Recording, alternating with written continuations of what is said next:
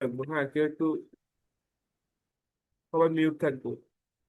ওকে, আমি একটু বলি, প্রথমে আমরা হচ্ছে পুরো ব্রিজের বিল্ডিং এর উপর একটা ব্রিফ দিব যে আসলে কি কি আমরা করছি। দেন আমরা সবাই যে যার যে কোশ্চেন গুলো আছে এগুলো আলোচনা করবো আর কি। আমি হয়তো সবগুলো অ্যান্সার দিতে পারবো না, বাট যারা পার্টিসিপেন্ট আছে এখানে হয়তো অন্য কেউ অ্যান্সার দিতে পারবে আর কি। সো জাস্ট প্রথম হচ্ছে আমাদের প্রবলেম স্টেটমেন্ট, আমাদের সাইটের ছবিটা দিচ্ছে আর কি, আমরা যেখানে বিল্ডিংটা করবো আর কি। দেন হচ্ছে সাইট লোকেশন। সো সেটাও এখানে জাস্ট আমরা কোথায় করছিলাম তার ল্যাটিটিউড লঙ্গিটিউড এন্ড স্পেসিফিক লোকেশনটা বলতে বলছিল স্যার, জিএম গাজ্জালি কলেজ, যেমন আমরা হচ্ছে যেখানে স্লাইড এই সাইটটা ছিল। সো ওইটা আমরা জাস্ট এখানে বলে দিছি আর কি। দেন হচ্ছে মেন থিং স্যার যেটা ফোকাস করবে, এর বিষয়ে যদি আমাদেরকে ধরে এই জায়গায় সবাইকে আটকাবে, যে আসলে বিল্ডিং স্পেসিফিকেশনে আমরা আসলে ওই যে সেটব্যাক আর হচ্ছে ফার ক্যালকুলেশনটা আমরা কিভাবে করছি। তো আমরা সেটব্যাক এবং ফার, এই যে ফার ক্যালকুলেশন পুরো দুইটাই করছি আমাদের নির্মাণ ইমারত বিধিমালা থেকে আর কি। তো এটা কিভাবে করতে হয় এটা আমি একবার দেখাইছিলাম, জাস্ট এখানে আমি আরেকটু দেখাচ্ছি জাস্ট সবাইকে রিক্যাপ করার জন্য। এই যে প্রথম হচ্ছে পৃষ্ঠা ইমারত সেটব্যাক, আমাদের যেটা ছিল 20 কাঠার ঊর্ধ্বে জমি যদি হয় তাহলে সম্মুখে কতটুকু রাখতে হবে, পশ্চাতে কতটুকু রাখতে হবে, পাশে কতটুকু রাখতে হবে। এখন বিল্ডিং এর সম্মুখ সাইড কোনটা হবে সেটা হচ্ছে কথা আর কি। তো এখানে হচ্ছে যে রাস্তা আমার দুইটা থাকতে পারে, হ্যাঁ একটা বিল্ডিং এর দুইটা ফ্রন্ট থাকতো, রাস্তা সাইড থেকে সাধারণত আমরা ফ্রন্ট ধরে নিই আর কি। তো আমার এখানে আমরা যখন সেটব্যাক দেখাইছিলাম এটা একটু স্পষ্ট না, আমি একটু ড্রয়িং থেকে বলতেছি। সবাই দেখতে পাচ্ছিস স্ক্রিন না? হুম, স্ক্রিন দেখা যাচ্ছে স্যার? এই হ্যাঁ হ্যাঁ দেখা যাচ্ছে। এখানে যেমন প্ল্যান লেআউটে দেখ, এই যে সেটব্যাক আমি দিছি এখানে, আহ এখানে রাস্তা ছিল, এখানে রাস্তা ছিল, ঠিক আছে দুইটা রাস্তা। সো এটা আমার ফ্রন্ট সাইড আর এটা হচ্ছে আমার ব্যাক সাইড, ঠিক আছে। কারণ রাস্তা এক্সিস্টিং রোড আমি এটাকে ধরছি, যেটাকে এক্সিস্টিং রোড ধরবো তার এটাকে আমরা কি ধরবো, তার অপোজিট থেকে আমরা ব্যাক সাইড ধরে নিব। আর এটা তো আমাদের সাইড সাইড ব্যাক, সেটা আমরা দিছি আর কি। তো এটা আমাদের কিন্তু স্পেসিফিকলি বলা আছে, টুক ছাড়তে হবে। আমি আবার বলি যে ফ্রন্ট সাইড কোনটা ধরছি আমরা এখানে, এই যে রাস্তা যেটা আছে এটা হচ্ছে আমাদের এক্সিস্টিং রোড, বড়টা আর কি। এই বরাবর আমার বাড়ির মেইন গেটটা ছিল। সো আমি এক পাশে যেহেতু আমার ইটা মানে এন্ট্রেন্সটা রাখতেছি, সেজন্য বা এন্ট্রিটা এখান থেকে নিব আমি বিল্ডিং এর, এখান থেকে এন্ট্রি এই পাশ থেকে আমি এন্ট্রি নিব। যার কারণে এই পাশ থেকে আমি কি ধরছি, ফ্রন্ট সাইড ধরছি, তাহলে এটা হবে ব্যাক সাইড। আর আদার্স এবার এটা রাস্তার সাথে আছে, রাস্তার সাথে হলে যেটা ফ্রন্ট সাইড হওয়ার কথা ছিল, কিন্তু আমি এখান দিয়ে এন্ট্রিটা নেই, যার কারণে এটা হচ্ছে কি সাইড, আর এটাও সাইড। সো এখানে সাইড সেট ব্যাকের যে রুলস আছে ওইটা আমরা অ্যাপ্লাই করবো। এই জন্য সাইডে যে প্রতি পার্শ্বতে সেট ব্যাক কত দিতে হবে সেটা দিলাম। আর পশ্চাতে কতটুকু হবে আর ফ্রন্টে কতটুকু হবে অ্যাজ পার নির্মাণ ইমারত নির্মাণ বিধিমান অনুযায়ী আমরা সেটা করছি। এটা গেল, এরপর হচ্ছে আমরা সেটব্যাক দেওয়ার পর আমরা একটা, আচ্ছা আর আমরা চট্টগ্রামে ইউজ করছি নির্মাণ ইমারত বিধিমালা, এটা বলে দিও স্যারকে। ওকে, দেন হচ্ছে আহ আমাদেরকে যেটা দেওয়া হয়েছিল এটা আসলে ঢাকার দেওয়া হয়েছে, হ্যাঁ। যে স্যারা যেটা আমাদেরকে আপলোড করছে ঢাকার জন্য আপলোড করা হয়েছে, বাট চট্টগ্রামের জন্য কিন্তু নির্মাণ ইমারত বিধিমালা আছে। ওইটা আমি দেখছিলাম একবার, আমরা ঢাকাটা ইউজ করছি। এটা হচ্ছে মূল কথা। দেন আছে ফার ক্যালকুলেশন, ফার ক্যালকুলেশন জন্য আমাদের হচ্ছে আবাসিক বাড়ি। সো রাস্তার প্রশ্ন এখানে আসলে ম্যাটার করতেছে না, কারণ আসলে বাংলাদেশের কোথাও এত বড় রাস্তা নাই, সো এটা নিয়ে আমরা কনসিডার করবো না। স্যার তো প্রশ্ন করতে পারে যে রাস্তার প্রস্থ 9 ফিট কি আছে, সামনে 9 মিটার কি সামনে আছে। তাহলে স্যার আমাদের রাস্তা আছে এখন, এটা ইন ফিউচার হয়তো 9 ফিট হইতে পারে, এতটুকু আমরা বলতে পারি। আর এখানে যেহেতু আছে আমরা 20 কাঠার উর্ধ্ব জমির জন্য, স্যার আনমিট করতে বলছে।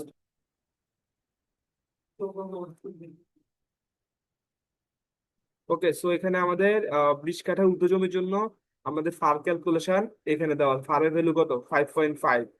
ওকে, আর এখানে রাস্তার কোনো দরকার না, এমজিসি মানে কি ম্যাক্সিমাম গ্রাউন্ড কভারেজ, কতটুকু গ্রাউন্ড ইউজ করতে পারবে, ওটা 50%। সো এই অনুযায়ী আমরা কি করছি এখানে আমাদের এই ক্যালকুলেশন এখানে করছে। সো ফার কত, আমরা 5.5 এটা আমরা দেখাইছি এখানে। আর এখানে যেটা আছে 6,600, 6,400,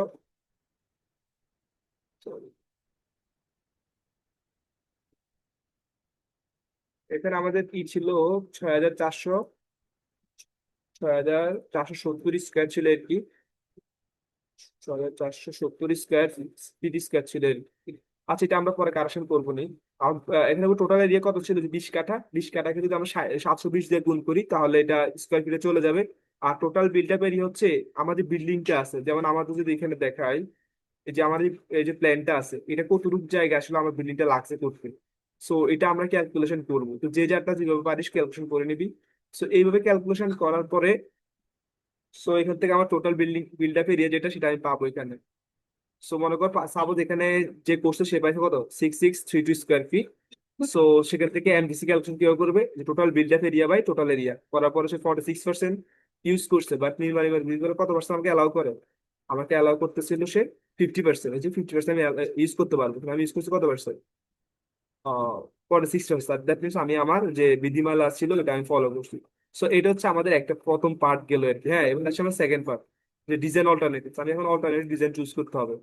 সো এখন যে সিলেকশন অফ অল্টারনেটিভসে আমাদের যে দুইটা কেস আছে, যে আমরা একটা যে কোনো ডিজাইন সিলেক্ট করার জন্য দুইটা জিনিস দেখবো, একটা হচ্ছে কাস্টমার স্যাটিসফ্যাকশন, আছে ইঞ্জিনিয়ারিং জাজমেন্ট। সো আমাদের ক্লায়েন্ট সবসময় কি চাইবে, যে সুন্দর বাট কম দামে বিল্ডিংটা যেতে হয়, কস্ট এফিসিয়েন্সিটা সেখানে কনসিডার করবে। সো সেটা আমরা এখানে কনসিডার করছি। জাস্ট এখানে একটা ক্লায়েন্টের জাস্ট হ্যাপিনেস মোড, আর এখানে একটা স্যাডিং মোড এখানে দরকার নাই, আমাদের এই জায়গাতে মূলত আমরা ফোকাস করবো আর কি। ওই দুইটা জাস্ট হচ্ছে নন টেকনিক্যাল পার্সনের জন্য আর কি। মূলত আমার এখানে টেকনিক্যাল হচ্ছে না, এখানে আছে ইঞ্জিনিয়ারের আসলে কাজ, তার কাজ হচ্ছে তিনটে এখানে: সেফটি, সাস্টেনাবিলিটি এবং হচ্ছে এনভায়রনমেন্টাল ইম্প্যাক্ট। এই তিন ইম্প্যাক্ট, যেটা এই তিনটা জিনিস আমাকে অ্যাজ ইঞ্জিনিয়ার আমাকে কিন্তু এনশিওর করে আসতে হবে।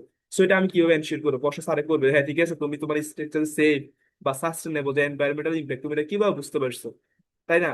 তো আমরা বলবো যে যে একটা বিল্ডিং যে কোনো স্ট্রাকচার তিনটা যে সাস্টেনেবল হওয়ার জন্য, যেটা হচ্ছে আমাকে যে আমাদের যে দেশে আমরা আছি, যদি সেই দেশের কোড আমরা প্রপারলি ফলো করি তাহলে সেখানে আসলে তিনোটাই আসলে কি হয়ে যায়, এনশিওর হয়ে যায়। সো এখানে অ্যান্সার শেষ।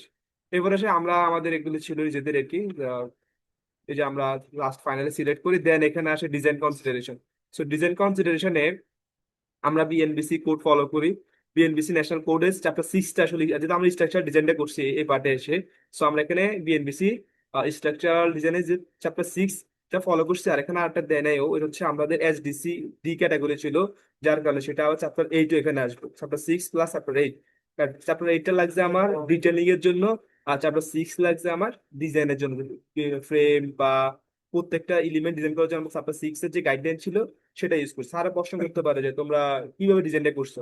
স্যার আমরা বিএনবিসি 2020 চ্যাপ্টার 6 এর স্ট্রাকচারাল ডিজাইনের যে গাইডলাইন্স গুলো আছে ওগুলোকে ফলো করছি, প্লাস যেহেতু আমাদের স্পেশাল মোমেন্ট রেজিস্টিং ফ্রেম আমরা ডিজাইন করছি, special SDC D category building, তার জন্য আমাদেরকে স্পেশাল ডিটেলিং আছে।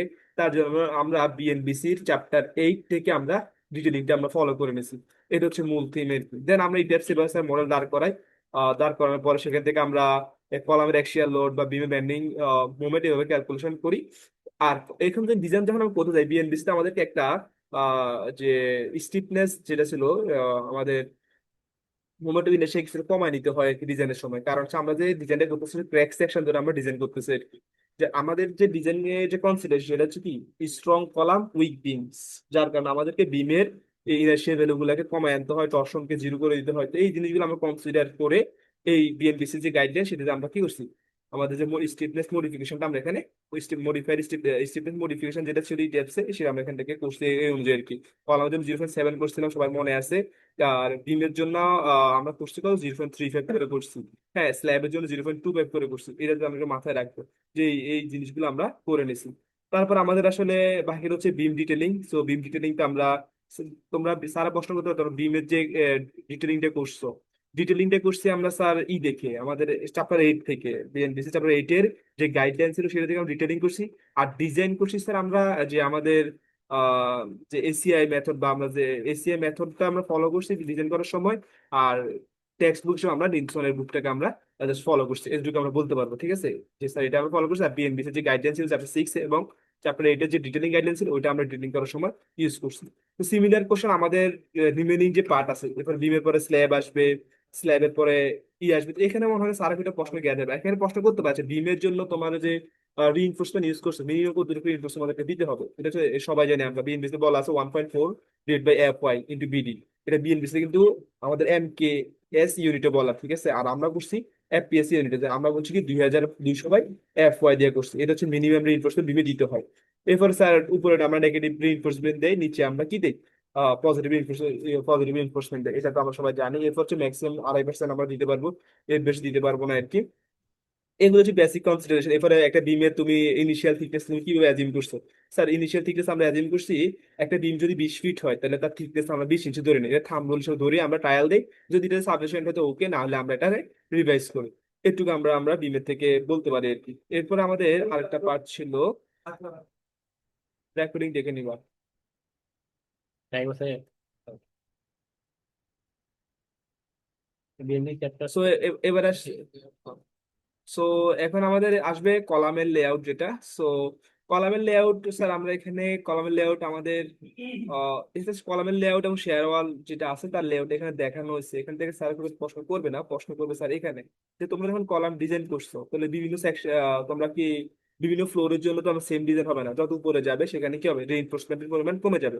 সো ওই হিসেবে আমরা করছি কি এখানে আহ এখানে দেখো, এখানে কলাম শিডিউল তৈরি করছি যে গ্রাউন্ড ফ্লোর থেকে স্টোরি 2 পর্যন্ত এক ধরনের ইনফোর্সিং হবে, দেন 3 থেকে 4-এ আরেক ধরনের, 5-এ যে 5 থেকে উপরে মানে স্টোরি 5 থেকে উপরে আপ টু 5 ফ্লোর পর্যন্ত হবে কি এই ধরনের ডিটেলিং এর মানে যার কিছু ইনফোর্সমেন্ট পরিমাণ কমে যাবে। সো এটা কেমন কোনো বুঝছো স্যার? এখানে ওই উপরে মোমেন্ট যদি বলি আমরা এখানে মানে আমাদের কলাম ডিজাইন, আচ্ছা কলাম ডিজাইনের সময় আরেকটা প্রশ্ন আসবে, কলাম ডিজাইন করছো কোন কিভাবে করছো? নূর, হ্যাঁ।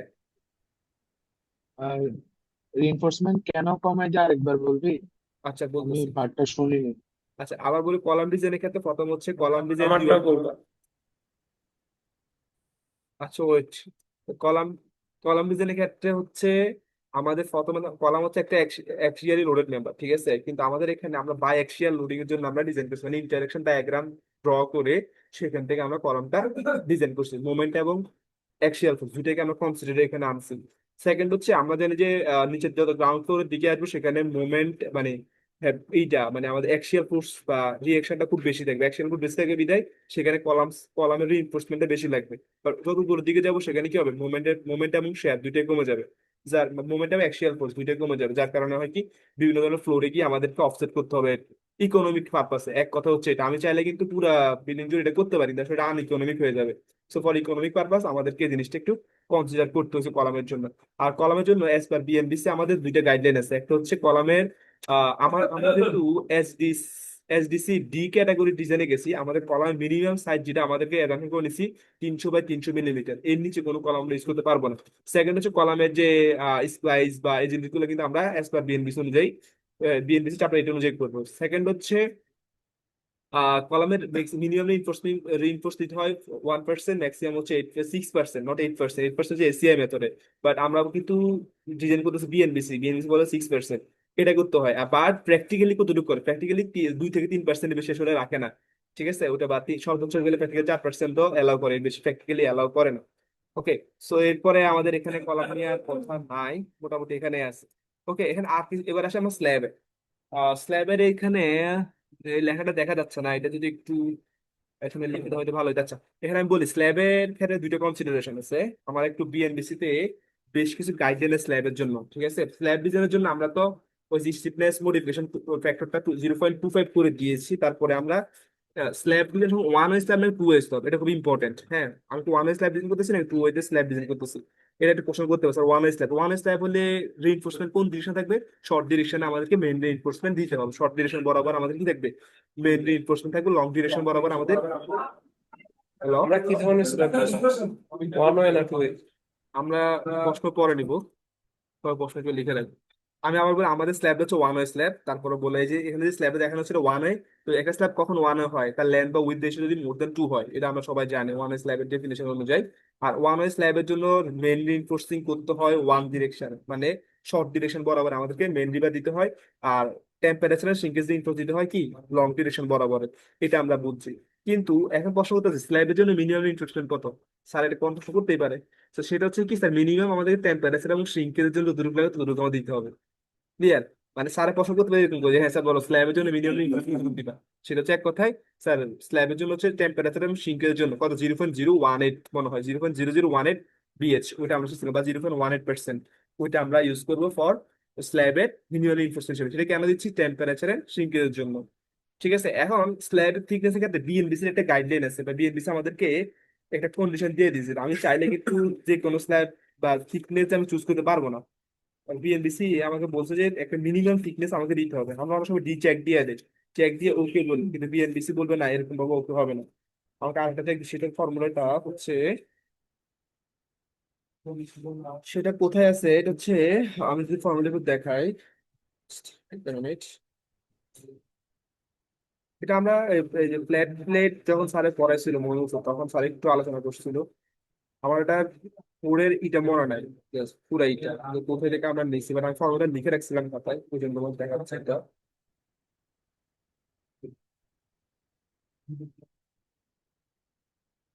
But এই question, এটা আমি কেন বলতেছি, কারণ স্যার একটা বেসিক কোশ্চেন আমারও করতে পারে, তুমি কেন ওয়ান ওয়ে স্ল্যাব দিছো, টু ওয়ে স্ল্যাব নয় কেন? তার কারণ হচ্ছে এখানে একটা মিনিমাম স্ল্যাব থিকনেস, একটা ফর্মুলা আমি দেখাইছি, হ্যাঁ। এটা কি সবাই দেখতেছি না? দেখা যাচ্ছে? না, দেখা যাচ্ছে না। হ্যালো? না যাচ্ছে না, একটু জুম কর। দেখা যাচ্ছে? না, ক্লিয়ারলি বোঝা যাচ্ছে না, একটু জুম কর।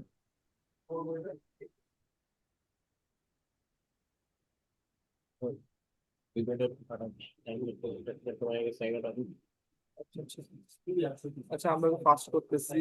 সো এখানে হচ্ছে, ওকে ভাই, দেখা যাচ্ছে তো না? আচ্ছা, এখানে হচ্ছে আমি কেন ওয়ান ওয়ে স্ল্যাব দিয়েছি, এটা স্যার একটা মানে প্রশ্ন করতে পারে, কারণ হচ্ছে বিএনবিসি তে স্ল্যাবের মিনিমাম থিকনেস ফর্মুলা দেওয়া হয়েছে, যেখানে সমান 0.8 এই গাইডলাইনটা আছে।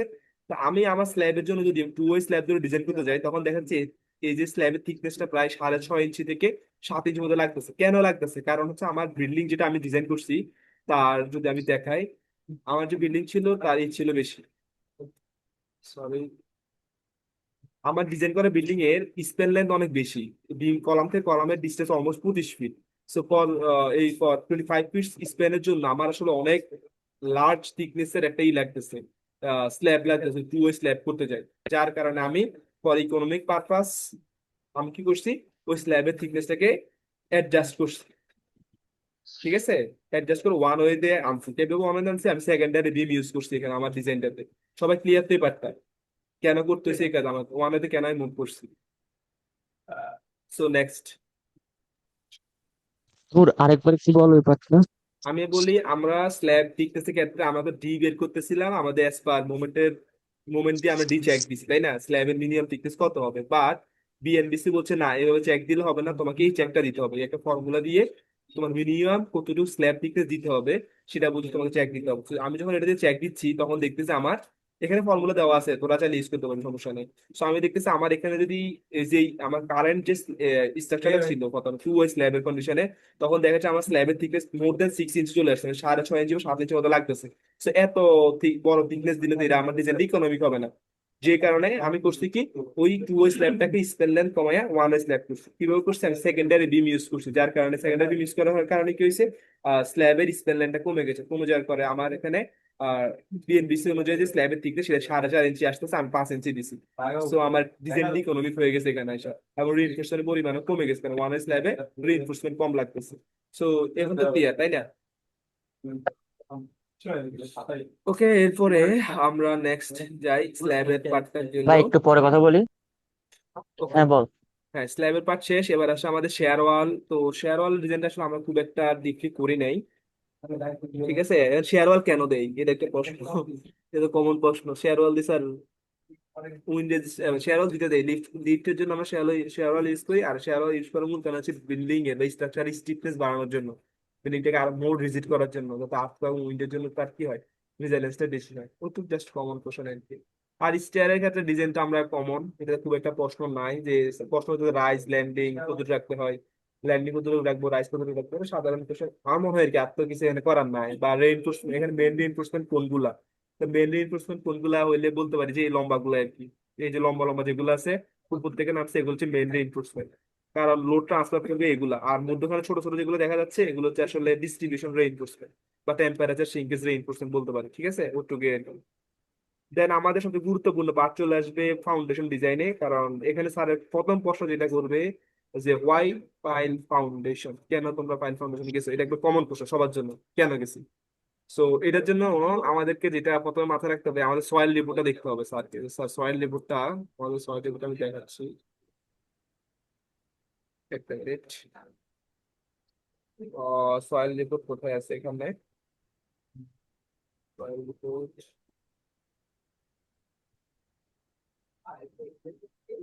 সয়েল রিপোর্ট দিছিলে করে। ওকে, সয়েল রিপোর্ট আমরা দেখতেছি না এখানে, সয়েল রিপোর্ট দেখতেছি। হ্যাঁ হ্যাঁ এই আমাদের সয়েল রিপোর্টে আমরা দেখতে পাচ্ছি যে প্রথম 5 ফিট পর্যন্ত হচ্ছে যে প্রথম 20 মিটার পর্যন্ত, দেখ 20 ফিট পর্যন্ত যে সয়েলটা আছে এটা কি very soft. Okay, very soft soil, very soft silt এবং সাম ক্লে, ক্লে এবং সিল্টের একটা মিক্সচার যার এসপিটি ভ্যালু হচ্ছে 422। তো আমি একটা রাফ ক্যালকুলেশন করে দেখছি যে এসপিটি থেকে, যে এসপিটি থেকে যদি সয়েলের বিয়ারিং ক্যাপাসিটি বের করি, এর জন্য এই যে 4 এসপিটির জন্য অলমোস্ট 10 kPa আসতেছে, বুঝতে পারছিস? 10 kPa। আর দুইয়ের জন্য আসতেছে 7 বা 5 kPa, মানে খুবই মানে নেগলিজিবল অ্যামাউন্টের বিয়ারিং ক্যাপাসিটি। আর আমরা জানি ক্লে সয়েল খুবই মানে এটা আসলে বিয়ারিং ক্যাপাসিটি নাই বললে চলে, সফট, আর তাও সফট ক্লে। ঠিক আছে, সিল্ট মিক্সচার আর সফট সিল্ট, সো এটা সেটেলমেন্ট সয়েল সেটেলমেন্ট খুব বেশি হয়। সো সয়েলে তো যে আমার প্রায় দেখতেছি প্রায় যে 30 মিটার পর্যন্ত, 30 ফিট পর্যন্ত কোনো সয়েলে আসলে কি না মানে এডিকুয়েট তার বিয়ারিং ক্যাপাসিটি নাই আমাদের স্ট্রাকচারটা লোড নেওয়ার জন্য। যার কারণে আমরা যে ডিপ ফাউন্ডেশন যাইতে হয়েছে আমাদের, আসলে ফাইল ফাউন্ডেশন, আমরা ডিপ ফাউন্ডেশন যাইতে হয়েছে। ডিপ ফাউন্ডেশনের জন্য আমরা যে ফাইলিংটাকে আমরা চুজ করছি, ডিপ ফাউন্ডেশন ফাইল দিয়ে করে যে 50 ফিটের পরে গিয়ে আমরা প্রায় অলমোস্ট 50 না প্রায় 60 ফিটের কাছাকাছি গিয়ে আমরা কি পাইছি, অ্যাডিকুয়েট সয়েল ক্যাপাসিটি পাইছি। বা আমরা বলতে পারি যে এখানে ডেন্স ফাইন স্যান্ড অলমোস্ট, এই যে এখানে যে ডিফুটে, সরি, এই যে ডিফুটে দেখা যাচ্ছে আমাদের প্রায় ডেন্স ফাইন ই পাইছে, স্যান্ড পাইছে অলমোস্ট 60 ফিটের পরে। 60 ফিটের আগে কিন্তু আমার একটা 55 ফিটে কিন্তু একটা ক্লে লেয়ার করছে, সো এখানে কিন্তু আমার একটা সেটেলমেন্টের একটা পসিবিলিটি আছে, তাই না? তো যার কারণে আমরা করছি কেন ফাইল ফাউন্ডেশন গেছি, দুইটা কারণ। একটা হচ্ছে স্যার আমরা আমাদের যে সয়েল রিপোর্ট সেটা বোধহয় আমরা দেখছি যে এখানে কি এটা প্রথম 30 ফিট সম্পূর্ণ clay soil, very soft clay soil, যার শেয়ার বিয়ারিং ক্যাপাসিটি খুবই কম, খুব 10 kPa বা সামথিং হইতে পারে। সরি, আমরা এত স্ট্রাকচারের শেয়ার শেয়ারটা সে ক্যারি করতে পারবে না। যার কারণে আমরা যখন আমরা ডিপ ডিপ বেয়ারিং ক্যাপাসিটি কিভাবে পাইছি? বলি, একজন ভাই একজন প্রশ্ন করবে। হ্যাঁ, কে প্রশ্ন করছেন? বল। বেয়ারিং আচ্ছা, ক্যাপাসিটি কিভাবে পাইছি সূত্র থেকে, এটা যদি দেখাইতে এটা পারতেন। সূত্র টুত্র তো আসলে না, এটা থাম্বনেল হিসেবে করছি আমরা, একটা থাম্বনেল হিসেবে এটা একটা মানে আমরা এটা কিছু বললাম স্যার, আমাদের হচ্ছে প্রথম 30 ফিট পর্যন্ত পুরো সয়েলটা হচ্ছে একবারে সফট ক্লে সয়েল। তো সফট ক্লে তো সফট ক্লে ক্যাপাসিটি খুবই নগণ্য, এটা থেকে সয়েল বিয়ারিং কাউকে নাই বললেই চলে, এরকম অবস্থা ছিল। যার কারণে আমাদের কাছে ডিপ ফাউন্ডেশন গাইড করছি। হয় না, অনেক সময় মানুষ পুকুরের উপরে বাড়ি করে বা ক্ষেতের উপর বাড়ি করছে এরকম হয়তো, বা একটু জমি খুবই নর্মাল। আচ্ছা, ঠিক আছে, ওগুলো এই না। আচ্ছা, এটা হচ্ছে মূল কথা আর কি, যে আমাদের আসলে সয়েল রিপোর্টে আমরা দেখেছি স্যার, আমরা 60 ফিটে মানে 50 ফিটে আগে সয়েলের অ্যাডিকুয়েট বিয়ারিং ক্যাপাসিটি পাচ্ছি না আমাদের স্ট্রাকচারের লোড নেওয়ার জন্য। এটা হচ্ছে সয়েল রিপোর্টের কথা। এরপরে ফাইল ফাউন্ডেশনের জন্য কি আছে এখানে, সো এরপরে তো ফাইল ক্যাপ লেআউট এখানে আছে। ফাইল ক্যাপের জন্য যা যা লাগে আর কি, এগুলো তো আমি দিচ্ছি আর কি। এখানে এবার বল, কারো কোনো প্রশ্ন থাকলে বলতে পারিস। আচ্ছা, ব্রিজটা, সরি, এটা আমাদের বিল্ডিং গেল, হ্যাঁ। সো ফাইল এখন হচ্ছে আমাদের বলতে হবে স্যার তোমরা ফাউন্ডেশন জন্য কোথায় করছো, আমরা ফাউন্ডেশন নিতে সেভে করছি, ঠিক আছে? আমরা হাতে করিলে সেভ 20, সেভ 2020 ইউজ করছি মনে হয় আমি। সেখান থেকে ফাইলে থিকনেস আদার কনসিডার করছি, আর ওটাকে চেক দেওয়ার জন্য আমরা একটা অ্যাপ্লিকেশন করছিলাম, বলতে পারিস। আর এরপরে আমাদের যে পার্ট সেটা হচ্ছে ক্যান্টিলিভার ব্রিজ। ওকে, সো ক্যান্টিলিভার ব্রিজ। চেক দেওয়ার জন্য কি ইউজ করছি? আচ্ছা, আমার বিল্ডিং নিয়ে কোনো প্রশ্ন থাকলে বলতে পারিস তোরা, বিল্ডিং এ আছে। আমরা ফাউন্ডেশন ডিজাইনের জন্য আমরা ফাউন্ডেশন ডিজাইনের জন্য সেফ ইউজ করছি, হ্যাঁ, সেভ সেফ 2022। হ্যাঁ, আর চেক দেওয়ার জন্য কি ইউজ করছি? আমরা একটা হাফের ডিজাইন চেক করছিলাম যে আসলে কত দিয়ে পাস করছে, আর আমার ডিজাইন প্রসেস আমরা হ্যান্ড ক্যালকুলেশন দেখছিলাম ঠিকঠাক আছে কিনা সবকিছু, আচ্ছা, ঠিক আছে। ম্যানুয়াল। আচ্ছা নূর, ওই যে কলাম ডিজাইনের, যে কলাম এবং বিমের ডিজাইনে যেমন বলছিলাম আমরা এসিআই আর নিউসনটা ইউজ করছিলাম, বা ডিটেলিং এর জন্য বিএনবিসি 2020। কলাম ডিজাইন তো তো ওই মিরা স্যারের একটা কথা বলছিল না, কলাম ডিজাইন কিভাবে করছো, সামথিং বাই বাইক্সিয়াল মুভমেন্ট বা বাইক্সিয়াল বেন্ডিং, বাইক্সিয়াল বেন্ডিং ডিজাইন থেকে ফেরত হচ্ছে বাইক্সিয়াল বাইক্সিয়াল। বেন্ডিং ডিজাইন কেমন? হ্যালো? হ্যাঁ বল, আর কোনো আছে বিল্ডিং এর কোশ্চেন কারো একটা প্রশ্ন তো যে সার্ভিস বাইক্সিয়াল বিল্ডিং এ আমরা অনেকগুলো। বাইক্সিয়াল বেন্ডিং বলবো নাকি কলাম হ্যাঁ, ডিজাইনের জন্য? বাইঅ্যাক্সিয়াল বেন্ডিং করে আমরা ইন্টারেক্টিভ ডায়াগ্রাম লিখে তারপর ড্র করছিলাম। diagram উম, করছিলাম। আচ্ছা, আর ইন্টারেকশন এখানে ডায়াগ্রাম। আর এখানে একটা প্রশ্ন আছে, তোমরা পিএনপিসি কি সার্ভিস চেক দিছো? আমরা সার্ভিসিবিলিটি চেক কেন দেয়, এটা হচ্ছে একটা কোশ্চেন, তাই না? ভালো কোশ্চেন না? কেন সার্ভিসিবিলিটি হ্যাঁ বল। চেক? আচ্ছা, অন্যদের একটু মিউট করতে বল, তাহলে আওয়াজটা বেশি আসতেছে। সার্ভিসিবিলিটি চেকটা আমরা করি মূলত একটা বিল্ডিং এর আহ, তার আসলে ইউজেবল কেমন বা একটা যে ইউজ করবে ইউজার কম্পোর্টটা কেমন, এগুলো আসলে দেখার জন্য। কারণ যদি একটি স্ট্রাকচার ডিসপ্লেসমেন্ট খুব বেশি হয় যেহেতু সার্ভিস তো উইন্ড একটা সার্ভিস তাই না? তো সার্ভিস গুলোর জন্য আমার একটা স্ট্রাকচার যদি মনে করো 6 ইঞ্চি রিফ্লেক্ট করে, তাহলে তো যে টপ ফ্লোরে থাকবে সে তো আসলে ভয় পেয়ে যাবে। মানে আমার যে ইউজার কমফোর্ট ফিল করবে না, বা বাইরে বসে তো কথা না বলি ভাই, আমরা কমফোর্ট ফিল করবে না আর কি। বুঝতে পারছো? কমফোর্ট কমফোর্ট ফিল করবে না আর কি, এই জন্য আসলে আমরা এই কাজ সার্ভিসিবিলিটি চেক গুলো দিচ্ছি। সার্ভিসিবিলিটি চেকের মধ্যে আমাদের কি ছিল, আমরা ড্রিফট চেক দিছি, তারপরে ডিসপ্লেসমেন্ট চেক দিছি, এরপরে দেয়া এই জিনিসগুলো সব চেক দিছি না। বেশ কিছু জিনিস যে সফট স্টোরি আছে কিনা, সফট স্টোরি আসলে স্ট্রাকচারাল চেক, আদার্স অনেক কিছু আমি চেক দিছি না। মূলত আমরা ডিসপ্লেসমেন্ট আর ভাইব্রেশন কেমন বা ড্রিফটটা কেমন হইতেছে এই জিনিসগুলো আসলে আমরা দেখছিলাম সার্ভিসিবিলিটি। আর এর কি আর সার্ভিস এর জন্য আমাদের যে অংশ লোড ফ্যাক্টর গুলো একটু বাড়াইতে হয়। যেমন আমাদের বিলের জন্য আমরা স্টিফনেস রাখছিলাম 0.2, সার্ভিস চেকের জন্য 0.5 করে দিতে হয়। তো এগুলি কেন করতে হয়, এগুলো হচ্ছে আমাদের কোড রিকমেন্ডেশন, কোড যে অন্য রিকমেন্ডেশন আমরা সেভাবে কাজ করতেছি। পিএনবিসি গাইডলাইন্স আমাদের এভাবে করতে হয়েছে। আচ্ছা, ওই যে তোর সার্ভিসিবিলিটি চেকে তোর ড্রিপটা ডিসপ্লেসমেন্ট ছাড়া আর কিছু আছে এক্স্যাক্টলি? আরেকগুলো চেক কি আছে, চেক দিছিলি? যেমন অনেকগুলো একটু বলতে পারবি? টর্শন চেক দিছিলাম, এরপরে তো টর্শন চেক দিছি, এরপরে তো ডিসপ্লেসমেন্ট চেক দিছি, এরপরে আমরা আবার সব মিস্টেক কিনা চেক দিছিলাম, তারপরে রিসেন্টলি চেক দিছি, তারপরে মাসিক রিভিউতে আছে কিনা এই জিনিসটাকে এই মাসিক কিন্তু যায় না, সাবজেক্টে যায় না, বাট এমএমএস এর কেমন চেক করলাম বলতে পারিস কি চেক দিছি, জিজ্ঞেস করতে পারে বলতে পারিস। আর হচ্ছে লিফট ডিজাইনের ক্ষেত্রে, হ্যাঁ আমরা কিন্তু লিফট দিছিলাম তাই না? তো লিফট ডিজাইন করছি কতজনের জন্য, আমরা লিফট ডিজাইন করছি 8 মানুষজন লিফট, কত পেজের জন্য কখনো বলিস না, কত টন না, আমরা 8 জন মানুষ লিফট ডিজাইন করছি ফর 8 পার্সন।